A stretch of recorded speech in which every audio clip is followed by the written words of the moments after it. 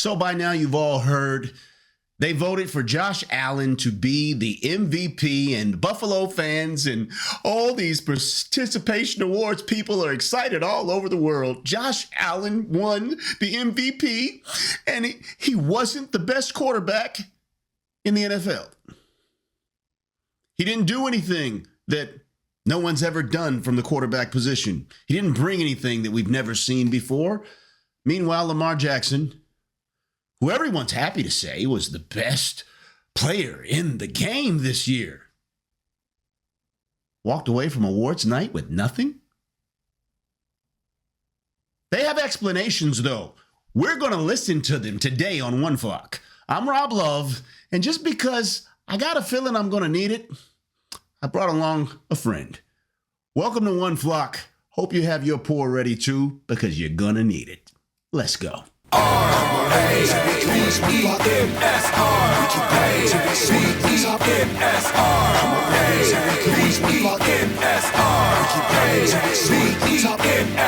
go Ravens, let's go Ravens, let's go Ravens, let's go Ravens. We are one flock, we are one flock, we are one flock, we are one flock. Hello, everyone, and welcome to One Flock. I'm your host, Rob Love, and I tell you, as absolutely flabbergasted, and it's not often I get to use that word. I like that word, but it's not often I get to really use it and really have feeling behind it. But today is one of those days. I am absolutely flabbergasted, along with a lot of you and a lot of the world right now, with what we saw happen with this year's MVP that the NFL just donated to Josh Allen earlier this week.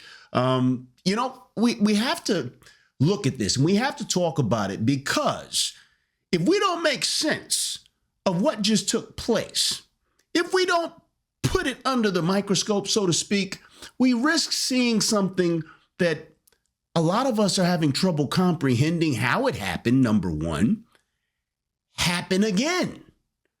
And if that happens, is the MVP really even worth paying attention to anymore? Because once upon a time, the most valuable player in the league was something that we looked at as something that was going to be distinguished amongst all awards, because whoever that dude was is somebody who was going to be married to history, someone who was going to be in the history books as good as all the other awards may be. This dude, because he was the best in that year that the entire league had to offer, this dude becomes part of history with the league for that year. If that's not what it is anymore, what is it? Anyhow, we're going to talk about it. You guys know, I've said all along that no one could be the MVP other than Lamar Jackson after the season he had, due to the fact that he ran the ball better than any running back in the league, and he's not even a running back. He had a better yards per carry than any running back out there, and that's with 1,000 yards almost of rushing, over 900 yards. A great sample of work. And he was the number one passer in the game. Fourth all time for season passer rating. There was no quarterback that threw the ball better than him. There was no running back that ran the ball more efficiently than him. And he did it in chunks. Over 4,000 yards passing. We see his stats. I'm putting them up right now. You see them. 5,087 total yards, 4,172 passing yards, 45 total touchdowns, 41 of those through the air. 119.6. That's fourth all time. And there you see Josh Allen's numbers, none of which, let me say that again, none of which compare to Lamar Jackson. None of which are all time. Everything that Josh Allen did this year, we've seen somebody else do it before or do it better. What Lamar Jackson did this year, we've never seen anyone do. And yet, 27 of the 50 voters voted for that dude who did nothing all that great when you compare it to what's right across from him. That happened in the same year. We saw these guys on the same field, and one of them was obviously much more than the other one. Lamar Jackson destroyed Josh Allen when they were on the same field. There was no comparison. Just like there's no comparison between these numbers. One is all-time, one is historic, the other is a very good season. And both things can be true, that Josh Allen is not the most valuable player in the NFL. And he had a great season. He had his best season ever. I've been consistent in saying that, as have many others.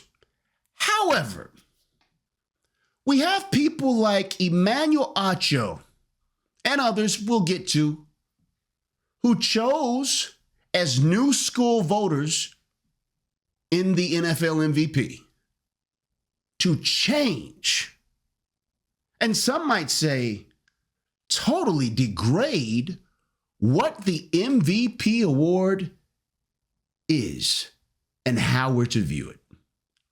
Now, I can't say it better than Emmanuel Acho so eloquently, in his own words, said in his attempt to defend this flabbergasting move that he and 26 others made with their NFL MVP vote this year. So I won't attempt to. I'll just listen to it, bourbon in hand, along with the rest of you. Check this out. Jackson, first team All-Pro, but I voted Josh Allen as the MVP, first place. Lamar Jackson, second place. He's one of the difference in 12 1 point. votes. I am one of the ones that switched. It's simple. I emailed the head of the AP who dictates voting, and he reminded us of several things. The first thing he reminded us, he said, hey, Acho, comeback player of the year, you shouldn't be coming back from being sorry.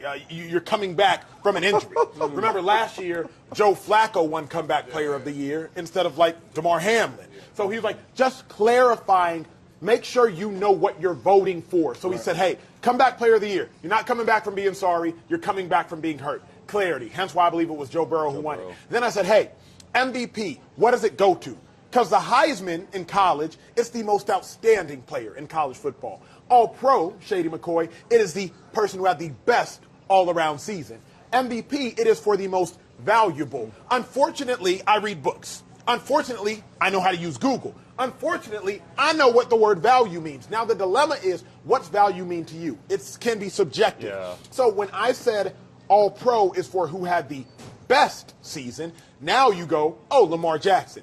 MVP is who had the most valuable season. To me, Josh Allen had the most valuable season because of what Josh Allen did, who he did it with, and who he did it against. The reason I am oh so confident in my vote, because I went back and I watched the tape.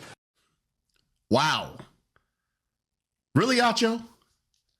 This you know, my grandmother used to have a saying that since you know so much, Acho, because you were very, most of us I was listening to you, I was like, is this like an Acho, you running for something? You being nominated for something that you're trying to, campaign for yourself? Because I heard I and me, and I heard all of that. First of all, Acho, this is not about you. So I'm going to roll you back. Before I go in, because I'm about to go in, I want to say I respect you, Acho, as the talent that you are. I'm going to give you some flowers because it's a lot better when other people give you your flowers as opposed to you giving them to yourself. So I'm going to give you the flowers I have for you. You're a great talent. You're obviously intelligent. You speak well. You're very well spoken, educated, Emmy Award winner. 2021, I believe, was the year. I was happy for you. I remain happy for you. You played in the NFL for a few years. You have achieved in your life a lot of things that, as black men, a lot of us aren't expected to do. Most of us aren't expected to do. You have been blessed in ways that, wow, a lot of us only can aspire to. I know I'm thankful for my blessings. I assume that you are as well. That being said, I know how to read. Unfortunately, I know how to read. I know how to use YouTube. Unfortunately, I know what the word value means. Listen to yourself. You sound like me when I was much younger, and my grandmother would stop me in the middle of my self-proclamation of whatever it was I was so great at. And she'd say, boy, You're getting too big for your britches. You ever heard that, Acho? I know a lot of you have heard that before. And the idea, it's a very old saying. It goes way back. People, young kids are like, what are britches? Britches, boots. It's an old English saying. They were saying you're getting too big for your boots. Cambridge Dictionary said that this saying had to do with a person that was getting a bit too arrogant. Had to do with arrogance. To where their arrogance was making it to where they were losing their judgment. It used swollen-headedness. Swollen-headedness. I only say that to say this, Acho, when you say things in the way that you've been saying them and you're so far off track with the land of reason, it gives the indication that you might be getting a bit too big for your britches. Why do I say that?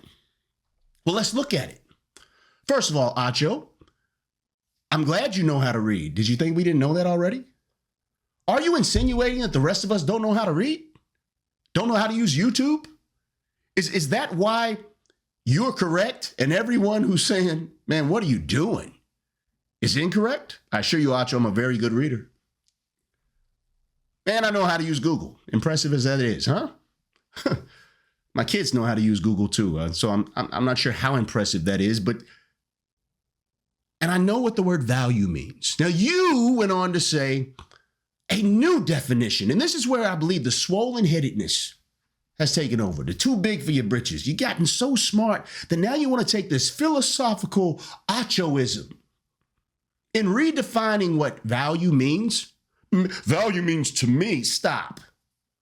Value in this case is not subjective to individualism or personal philosophies. This is the NFL MVP, most valuable player in the NFL.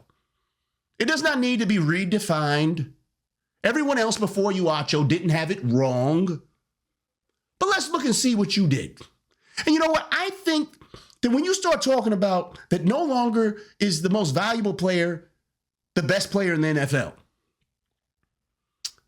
but instead, to you, is how much value a guy brought to his team, its team relative. If that's what the award was, Acho, you would read it there. You notice you didn't read anything about that. There was no award. You didn't read an award most valuable to his team. You didn't read that anywhere, did you? We know you know how to read. So an omission of words means that's not what they wanted you to get out of it. They wanted you to simply vote for the most valuable player in the NFL, not the most valuable player to his team. But in case you still want to run along with the semantics, I like using illustrations because a lot of times illustrations bring clarity to situations that otherwise might seem cloudy when people talk around it enough.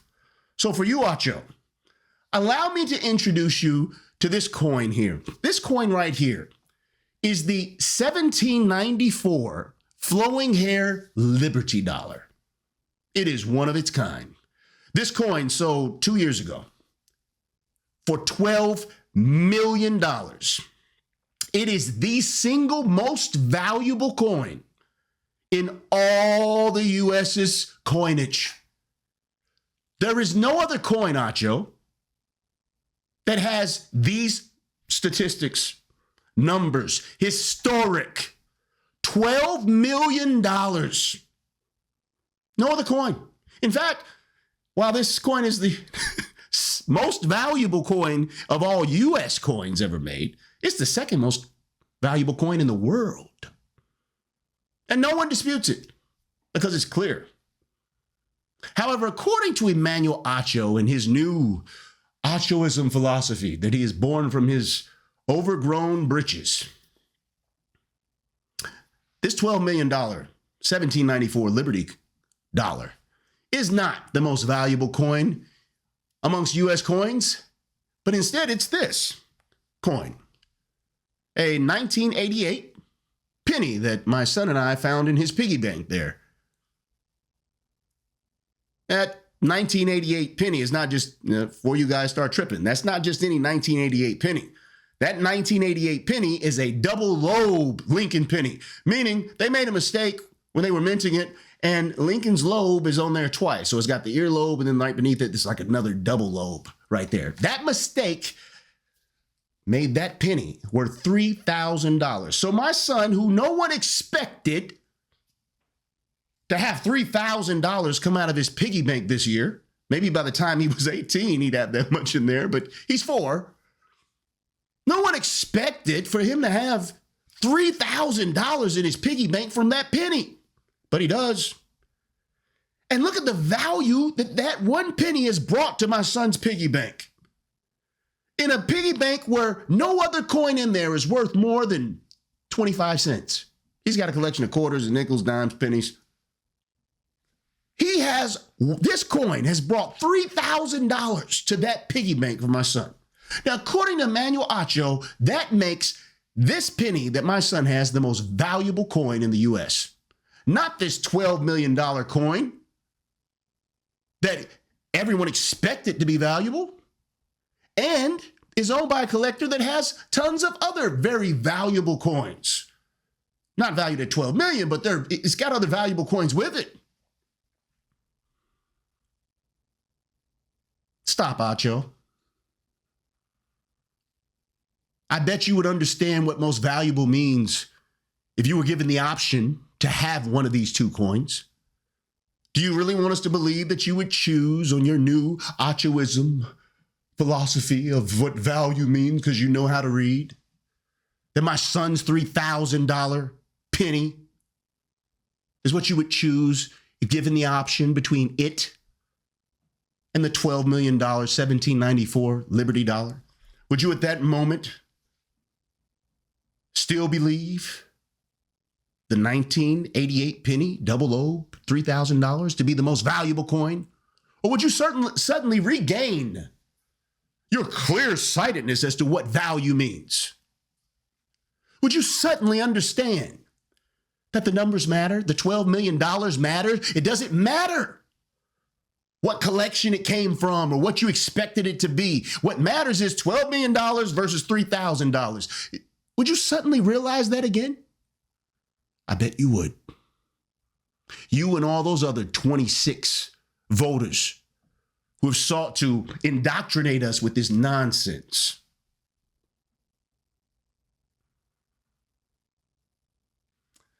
It's sad because what you've done is you've robbed a young man from history. Lamar Jackson, one of the greatest seasons we've ever seen from any player, is now nowhere in the history books. They'll remember a guy who did something great for his career, for his team, but nothing like what Lamar Jackson did. That value you wronged, Emmanuel Acho, because you got too big for your britches. But enough. Dan Orlovsky, it's your turn. And just like with Emmanuel, I'm not going to waste my time trying to utilize your weak words. I'm going to let you do it yourself. Again, a lot of respect for Dan. Very accomplished. Again, also played in the NFL, a well-respected by myself and many others, individual in the media. Let's hear what he had to say. I voted for Lamar's first team All-Pro. And you voted for Josh MVP? Yeah. Okay, so then explain it to me. Because I how think did Josh you differentiate those things? The value that the player brought to their football team. The Bills were the number 2 seed. Josh had a 40 touchdown, 8 turnover, 14 sack season. The Bills didn't have an elite defense. The Bills had a very good run game, not a great run game. They didn't have elite perimeter players in any regard. The way that Josh played this season and the different style that he played brought tremendous value to their football team. Lamar's season was absolutely sensational. He was probably the best player in football this year, or Jamar Chase, or Saquon Barkley. But value and how much you impact your team, who you do it with, and who you do it against, that's where I thought Josh Allen had the upper hand. Interesting. We disagree on this side of the table. Did he say most valuable player for his team? Is this MVP of the league or of the Bills? Oh, gosh. So, I mean, I think I'm glad that we have Dan here to defend him and the people who did this, but it does feel like you're trying to split the baby. Like, you don't got the heart to say what you actually want to say. I think both of them had MVP caliber seasons, but it feels like you are trying to find some little semantics trapdoors. You can give this to him and that to them because you don't actually want to say what you really want to say. Which is what? Lamar Jackson had the best season this year. And maybe you could argue but that's not the award, Dom. See, this is the semantics foolishness that we do. This is what you do. You say value. And the cool thing about value, it gives us on these shows a way to argue because you can twist it and turn it any way you want. Normally, MVP means who's the best damn dude in the league. Yeah. And to me, obviously, Josh Allen had an MVP caliber season. But the best damn dude in the league this year was the guy who was first team All-Pro. Took the words right out of my mouth. I mean, what is this? How many times do we have to hear this? Dan Orlovsky apparently is also another one who would choose my son's $3,000 penny, valuable as that is. No one's saying that's not valuable. I'm not disputing. I was excited too when we found a $3,000 penny in my son's piggy bank. However,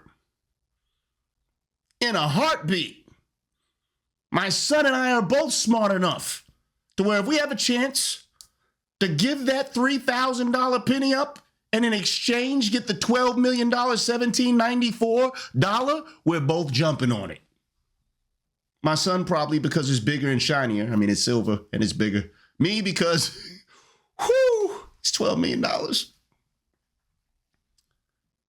I'm not trying to let some silly I'm too big for my britches thinking allow me to overthink the issue to where now I don't know that $12 million is more valuable than $3,000. That's what Dan Orlovsky has done. It's crazy. I mean, if he ever, sits back and listens to himself, he would say he was crazy if he chose a $3,000 penny over a $12 million coin simply because the $3,000 penny wasn't expected to bring that value to the piggy bank. And it didn't have any other valuable coins, collector coins around it. He wouldn't diminish the value of a $12 million coin because it's in a collection with $1 and $2 and $5 million coins. He wouldn't diminish that $12 million coin's value for that reason. And he wouldn't overinflate a $3,000 penny's value because it's around just pocket change in a piggy bank. But he wants to do that to Lamar. In fact, he doesn't just want to do that to Lamar. He, Emmanuel, Acho, and others, 25 others, have robbed this young man. They have done something to this man that once more we have to look at and say, no one in the history of the league has been mistreated or slighted in this manner before. Robbed. Look at this statistic from OptaStats. Because of what Emmanuel Acho and his philosophical too big for his britches thinking of trying to redefine what value means now that he's a voter, and these other new age voters, Lamar Jackson is now the first player in NFL history to have more passing yards, more passing touchdowns, fewer interceptions, a higher completion percentage, more rushing yards, a higher rushing average than the MVP that season. Well, there you go, Acho. You made history. Something swollen-headedness. I guess maybe you're proud of that. Hopefully one day, though, you look back and you see where you slighted Lamar Jackson. You robbed him because you chose to be too big for your britches. You got too smart for yourself, for your own well-being.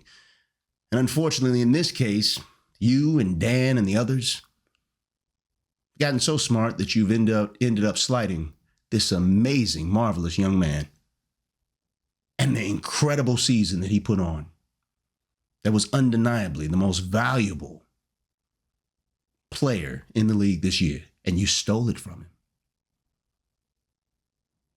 him. One of those other 25 people that was seeking to explain what she did, she chose to express it and she wrote it here, and I just want to share this with you guys. This is Sarah Lindsay.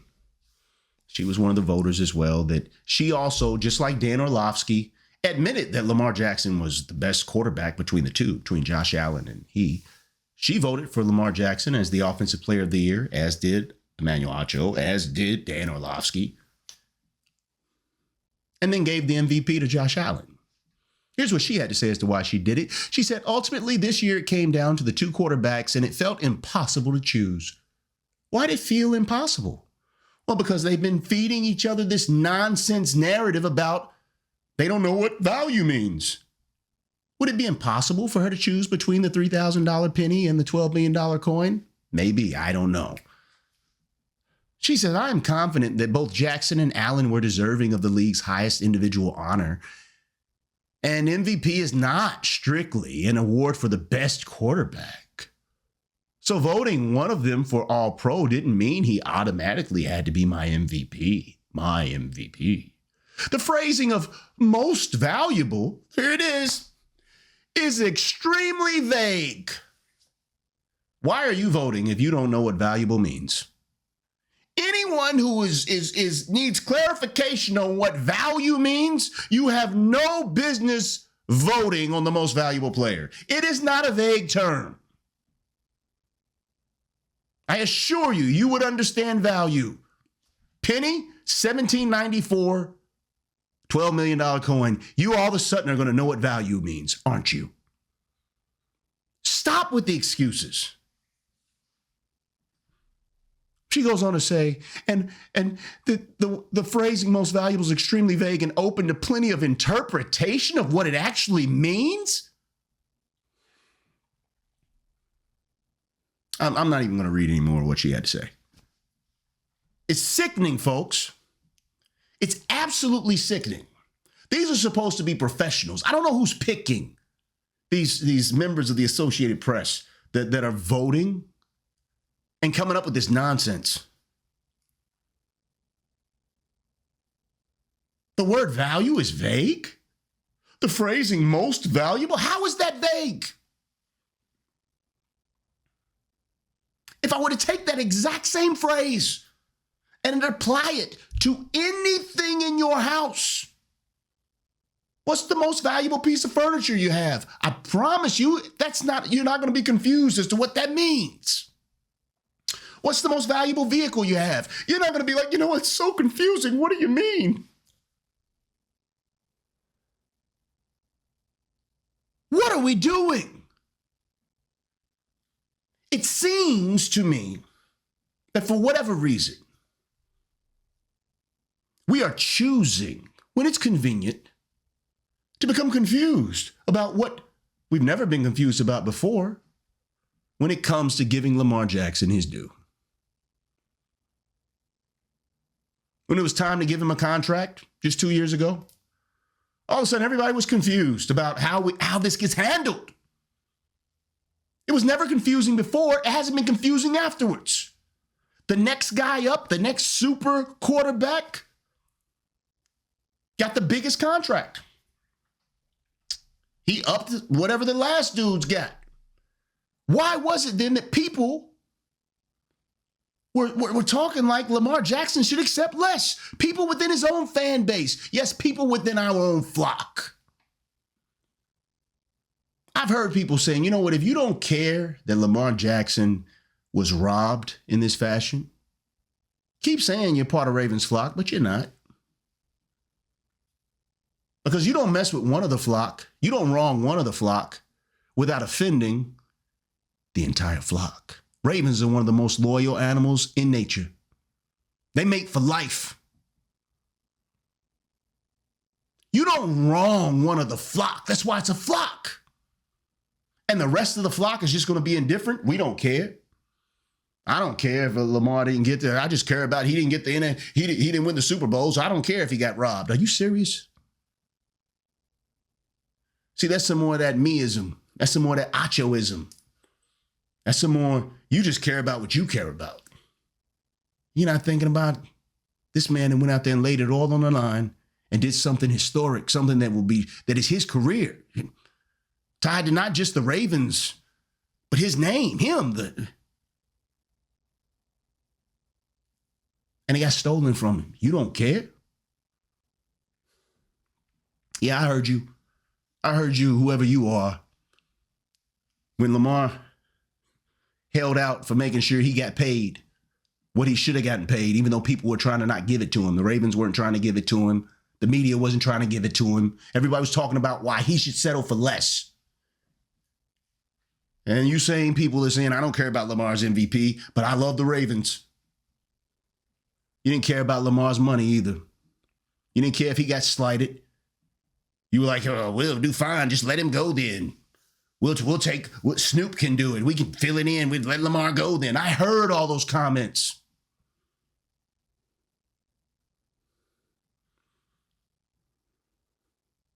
If you flock, you flock.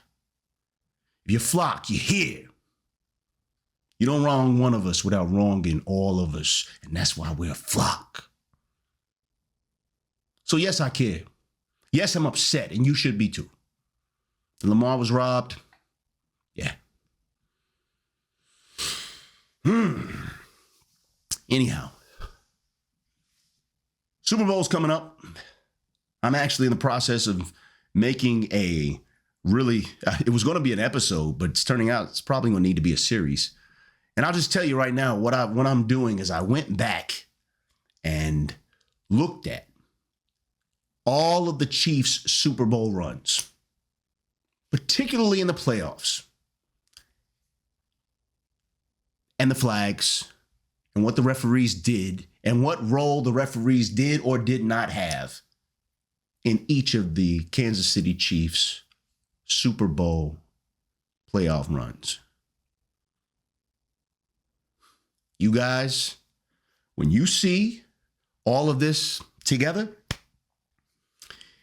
you'll understand why the world expects for the Kansas City Chiefs to win the Super Bowl this year.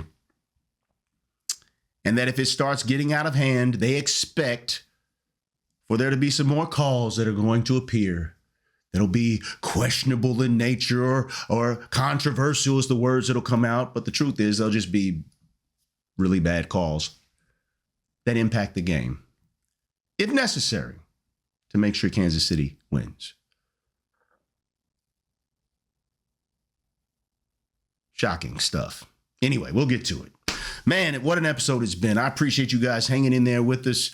Lamar Jackson got robbed, but you know what? It's not the first time. But he's a great, resilient guy. We're going to be resilient with him. We're going to be resilient with the team. And we're going to be ready for next season. We got a tremendous, draft class to get together. We got to take care of our off-season, maneuvers, roster manipulations, all that stuff, contracts that need to be done. I know Derrick Henry said he plans on retiring a Raven. Heard that too, if you guys didn't hear that. So we got lots of good stuff to be positive about and think going forward. We're not crying over spilled milk. We understand we got robbed, but we're going to say it to you.